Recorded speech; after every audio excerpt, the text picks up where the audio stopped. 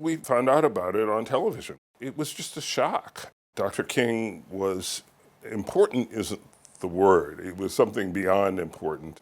And we sort of all wondered, well, what's next? What happens next?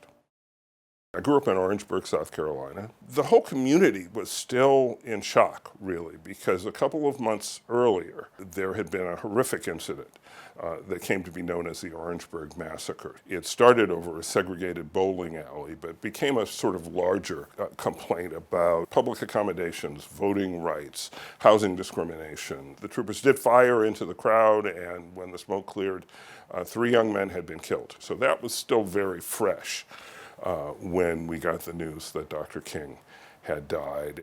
A lot of people don't remember, but Dr. King, who is now seen as this almost Dalai Lama-like figure, was an activist, and he was a strong and at times uncompromising voice for freedom and justice, and was seen by some people as a radical voice in the 60s. What he was standing up for was simple equality. But he was also talking about other issues, such as the Vietnam War.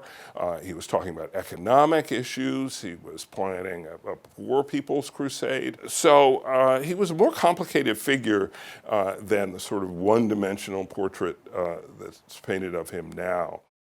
I will never forget when finally his birth was named a national holiday. That was an occasion for great celebration, and in fact, Don Graham, who then owned the Washington Post, threw a big party at the National Building Museum. A few years ago, I wrote a column on King Day, and my mother, who was then alive, called and said, well, why didn't you write that you saw Dr. King? And I said, well, because, Mom, I didn't see Dr. King. She said, yes, you did. Dr. King had visited the 2 black colleges in Orangeburg and had held a rally and given a speech, and my mom and dad had taken me to that speech. So I did see Dr. King.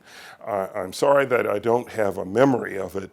And I think now, as we think about Dr. King, really the challenge is to remember his legacy in its entirety and in its complexity, and we should study and learn from in full.